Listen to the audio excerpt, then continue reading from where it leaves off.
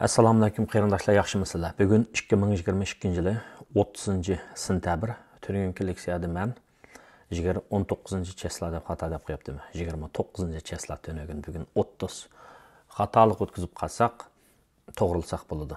Shunga kun degi o xatolik uchun apu so'rayman.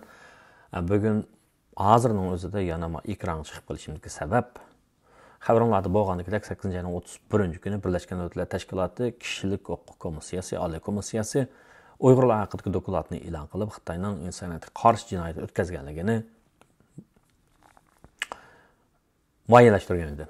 Endi uningdan keyin Uyg'urlarning masalasini ko'rdigan holda cho'ng davlatlar o'rtasida demokratik kuchlar bilan hakim mutlaq, ya'ni mustabid kuchlar o'rtasida bir maydon talash tartish, munozara ayblash, qo'llash, maydon ifodalash degandek ishlar yuz berdi. Mayli bu ishlar, bu munozaralar qanday shaklda ilib berilsin, ammo uning yadrosi biz Uyg'urlarning jonijon manfaatiga, bizning hozirgi ahvolimiz, bundan keyin kelajagimizga munosabat bo'lganligi uchun biz o'zimizning ishlarimizga diqqat qilishimiz zarur bo'lganligi uchun ko'pchilik nurg'un xabarlarga, nurg'un datalashlarga diqqat qilib kelyotidi deb o'ylayman ham, faraz qilaman. Hozirning o'zida Birlashgan Millatlar Tashkilotininki kishilik huquq komissiyasini ko'rdigan holda Janvada yig'in ichilyotidi. Bizningki masalamizmi o'tirg'i qo'yilyotidi. Yana shu hokim mutlaq, ya'ni mustabid kuchlar bilan demokratik kuchlar o'rtasida bizning masalamizni ko'rdib, ba'zi datalash, munozaralar, ayblashlar yana yuz beryotadi. Mana shunday sharoit ostida New York vaqti gazetininki obzorchi sahifasida bugun Nicholas Becklin degan kishininki bir yozmasi e'lon qilinibdi necha soatning oldida.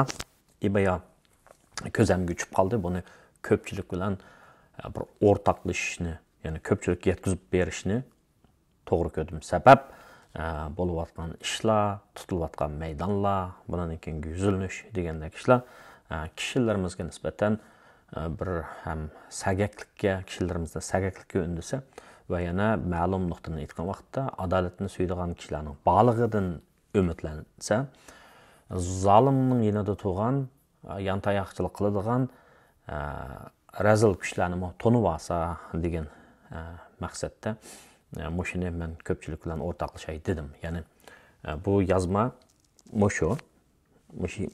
shu New York vaqti gazetininki bugungi obzorchi sonida Nicholas Becklin degan kishi yozibdi. Yozmaninki obzorchi maqolasining temasi nemishqa Xitoyning Uyg'urlar qarata o'tkazgan jinoyatining jazolanmay qolmasligi kerak. Ya'ni Xitoy Uyg'urlarga qarata o'tkazgan jinoyat uchun jazolanish kerak demoqchi. Jazosiz qolmasligi, nemishqa jazosiz qolsa bo'lmaydi degan tema ekan. Nicholas Becklin oxirida avtorning qisqacha tarjimonini beribdi. O'zi kishilik huquq ishlari bo'yicha mutaxassis ekan, hamda Xitoy ishlari bo'yicha mutaxassis ekan. Amnesty International'ningki Osiyo bo'limi, Osiyo ishlari bo'yicha direktor ekan. Ham kishilik huquqni kuzatish tashkilotininki oliy tadqiqotchisi, navbatda Yale University, Connecticut'dagi Yale University'da Paul Tsai Xitoy markazida ziyoratchi olim ekan bu kishi. Bu kishininki o'sha yozmasininki naq maydonda ko'pchilikka bir tarjima qilib beray dedim. Albatta, o'zimizning taqdiriga qiziqadigan kishilar uni anglaydi. Boshqalarning taqdiriga qiziqadigan kishilar boshqa narsani anglaydi, tushunishlik. Nemishqa Xitoyning Uyg'urlarga qarata o'tkazgan jinoyati jazosiz qolmasligi kerak.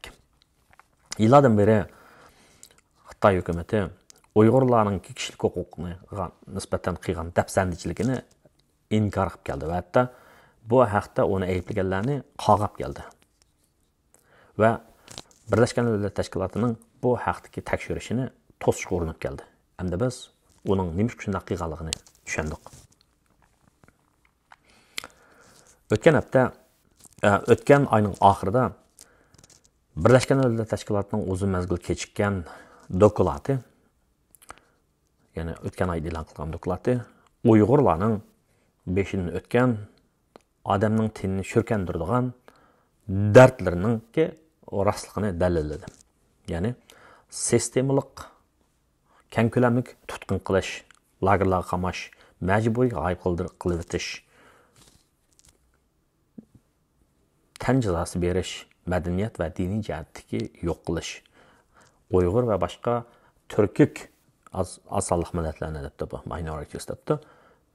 Ularni siyosiy jihatdan, ularning mengisini yuyishdan iborat mana shu Uyg'urlar deb kelgan bu dardlarni, shikoyatlarning rostligini bu doklad rasmiy taqiqladi deydi. Birlashgan Millatlar Tashkilotining kishilik huquq ishxonasi, ya'ni shu dokladni yozgan, bu jinoyatlarning xalqaro qonun kategoriyasida irqiy qirg'inchilik va urush jinoyati bilan urush jinoyatiga o'xshash tang o'rinda, ya'ni bir kategoriyaga mansub bo'lgan insoniyatga qarshi jinoyat ekanligini ham aytdi. Xitoyning kishilik huquq dafsanchiligini o'tkazib kelayotganiga uzun yillardan buyon o'tkazib kelayotganligiga nisbatan cho'ng, ya'ni uzun bir dabda, ya'ni xotir bo'lsa-mu, ammo bu tunji qatam Xitoyningki shu uzun yillardan beri Birlashgan Davlatlar Tashkilotida mana bu shundoq mas'uliyati og'ir bo'lgan jinoyat bilan ayblanishga uchrashidir. Xalqaro jamoat Birlashgan Davlatlar Tashkiloti bilan hamkorlashish orqali cho'qim amaliy bo'lgan tadbirlarni elib, Xitoyning Uyg'urlarga qaratgan bu xo'rlishni to'xtatishi, lagerdagi kishilarning erkinlikka chiqishini kafolatiga ega qilishi ham Beijingni bu jihatdagi jinoyati bilan uning mas'uliyatini, jinoyatini surishti qilish kerak. Chunki bu yerdagi masala Uyg'urlar yashayotgan zamonning sirtidagi nurg'un yerlarga ta'sir ko'rsatdi. Xitoyning uzun yillardan buyon Birlashgan Davlatlar Tashkilotining kishilik huquqni qo'g'dashdan iborat bu qobiliyatiga qarata maqsadli tashkillik holda elib kelayotgan, ya'ni yurgizib kelayotgan harakatlarga qarata bir siziqni sizib jiddiy harakatga o'tmagi intayin muhimdir.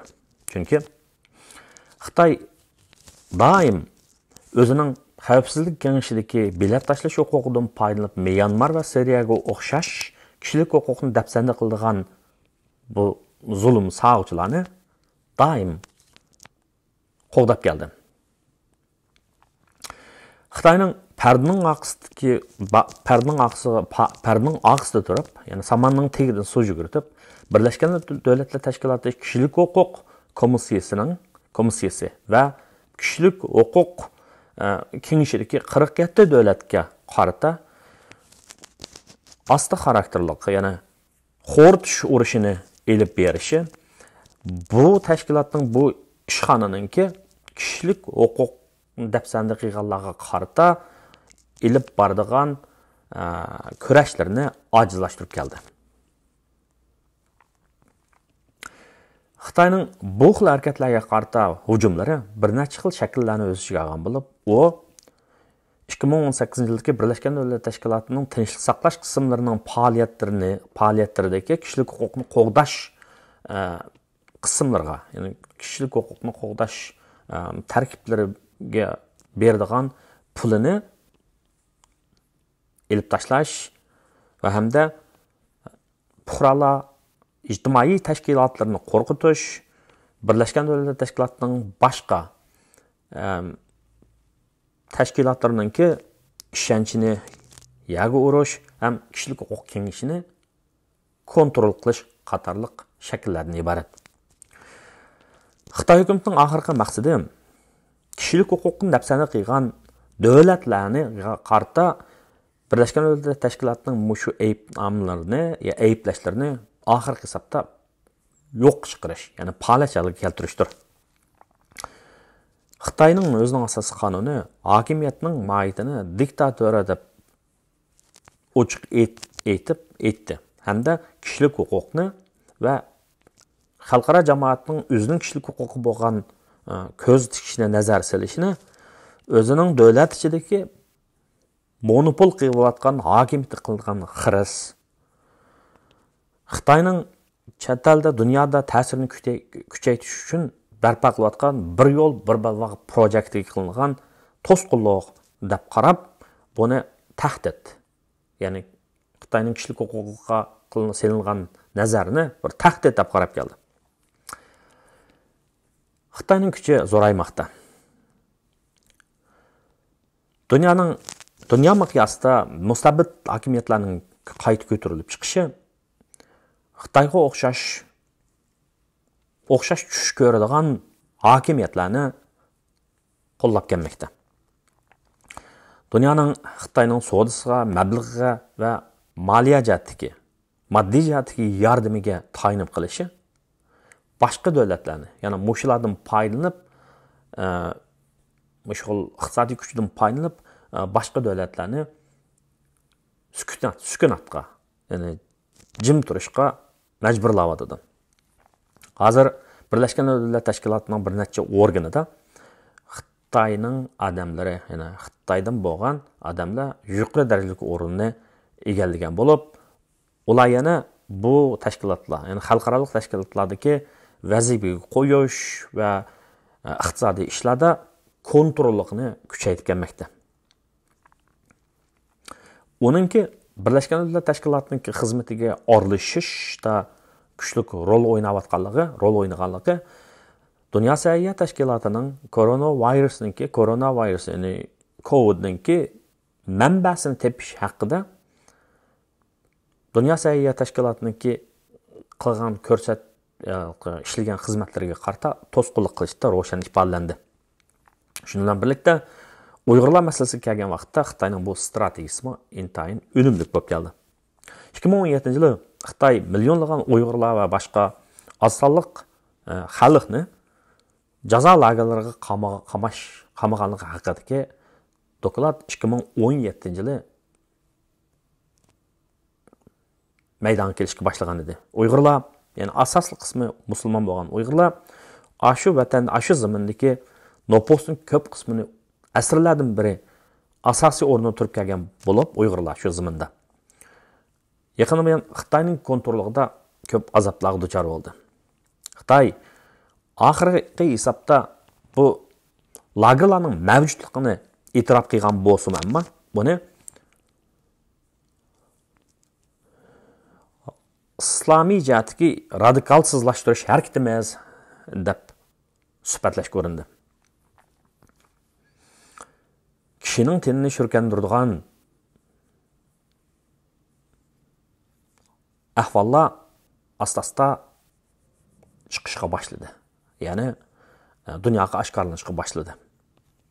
Ota-onasidan ayirib etilgan bolalar. Chet elda Uyg'urlar uchun so'zlagan Uyg'urlarning vatandagi jazoga uchrashi. Tug'mas qilib etilgan ayollar va boshqa xo'roqlarga uchraganlar. Undan yana Birlashgan Davlatlar Tashkilotining bu doklati Uyg'urlarning tug'ish nisbatining darajadan tashqari, odam ishongisiz darajada tuyuqsiz tuvallab ketishi bo'lib, bu doklad bu masalani aniq degan. Undan sirt yana oshkorlangan hujjatlardan deyishicha, Xitoyning rahbari 2014-yili Uyg'urlar qarta hech mehr ko'rsatmaslik kerak, shafqat qilmaslik kerak deb buyruq tushirgan. Bu xo'rliqlarni o'tkazganligini rad qilgan Xitoy manamda bu qilmishlarga qarta bir xalqaro harakatning yuz berishining oldini olishga tirishmoqda. Birlashgan Davlatlar Tashkiloti kishilik huquq oliy komissari, kishilik huquq tashkilotining sobiq oliy komissari bu masalani tekshirish haqidagi dokladni qayta kechiktirdi. Va hatto 5-oyda Uyg'urlarning zaminiga berib ziyorat qilgan vaqtimi, ko'rgan vaqtimi, xizmat ziyoratiga borgan vaqtimi Shatudadagi Xitoy degan nuqtalarni deb o'tdi. o vazifadan qilishdan necha minut ilgari, ya'ni 8-ayning 31 kuni yarim kechdan bir necha minut ilgari o'zining 4 yillik vazifasini ado qilish oldida turgan bachalat bu dokladninki bayqaganlarini, bu doklad yozilganlarni dunyoga jakarıldı. Ama bunun bundaq qilishdan maqsad dokladda deyilgan faktlar haqida o o'zininki izohat berishidan qochdi.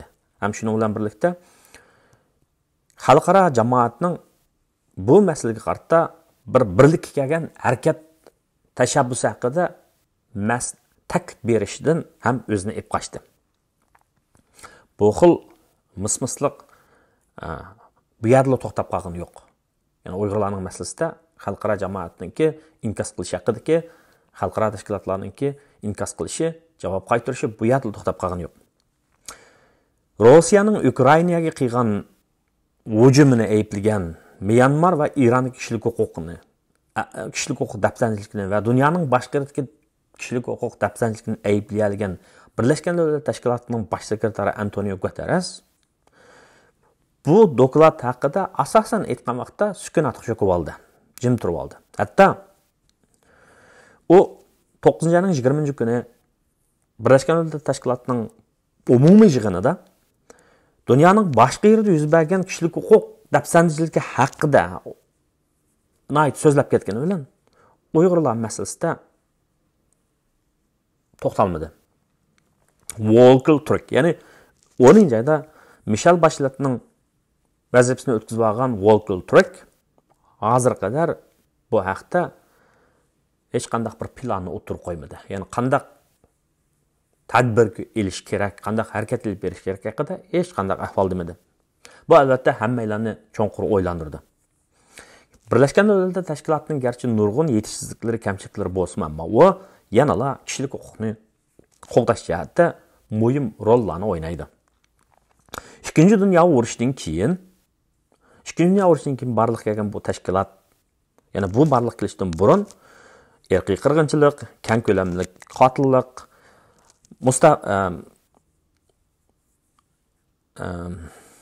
kolonial deganni nima deydi? Darhol esimdan chiqib ketib qoldi. Kolonial mustamlika hokimiyatlarninki vahshiligi va boshqa kishilik huquq dafsanchiligi qatorliqlarni o'tkazib kelganlarga qarata va o'zining xalqiga qarata nacharlik o'tkazgan hokimiyatlarga qarata Ikkinchi dunyo urushidan burun shu BDTninki kishilik huquq BDT qurilishidan burun bir xalqaroliq bir ramka bo'lmagan, uni qanday oldini olish, qanday to'xtatish haqida. Birleşken Devletler Teşkilatı'nın quruvchilari 20-asrdagi ikki qatimliq urush, ya'ni ikki qatimliq dunyo urushi, necha 10 millionlagan odamlarning halok bo'lishi, hayotdan ayrilishi, Holocaust, ya'ni yahudlarga o'tkazilgan keng ko'lamli qirg'inchilik, bularni ko'rib, tushunib, kishilik huquqni qo'g'dashning dunyoning tinchligi uchun intayin muhim ekanligini tushunib yetishgan edi. Nazi Germaniyasining ko'tarilishi ma'lum siyosiy zulmning, siyosiy besishning bir urushqa hujumchi hokimiyatning dunyoga kelishining oldida yuz beradiganligining bir isboti sifatida qabul qilingan edi. Birleşken Devletler Teşkilatı'nın nizamnamalari kishilik huquq haqida ba'zi muhim qarorlarni olgan bo'lib, kishilarning o'z fikr erkinligi bo'lishidan tortib, bolalarning huquqini qo'g'dash qadar 18 xalqaroliq shartnomalarni imzolashgan. Ya'ni shu BDTga a'zo bo'lgan davlatlar deydi. Kishilik huquq krizisi bexatarlik kengashida doim o'tirib qo'yilgan masala bo'lib,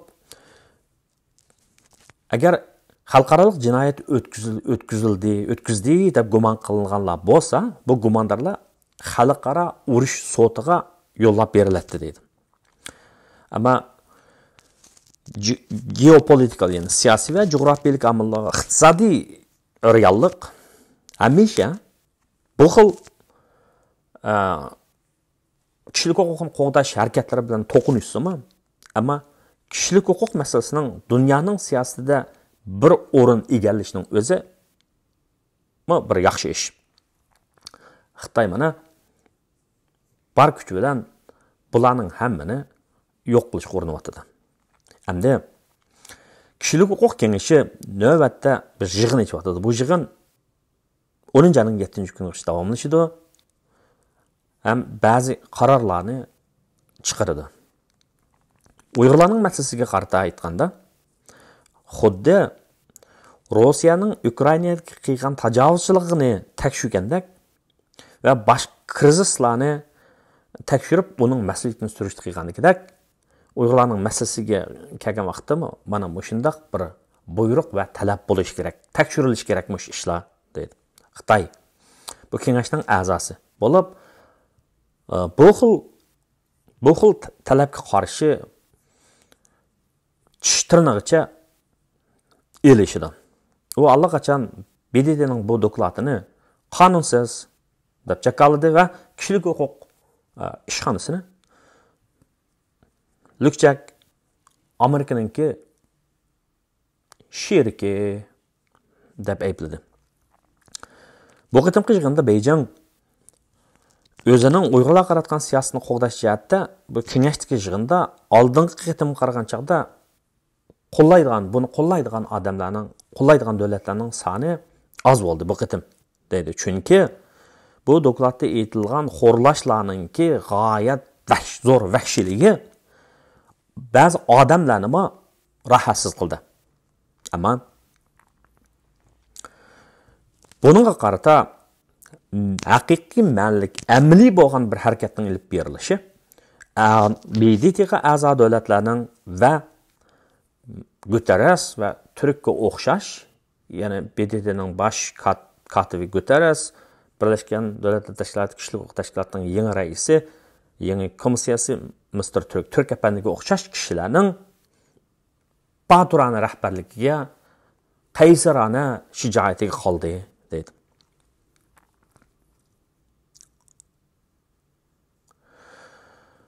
Uyg'ur masalasida Xitoyga yuzlashish, Xitoyning Birlashgan Davlatlar Tashkilotining kishilik huquq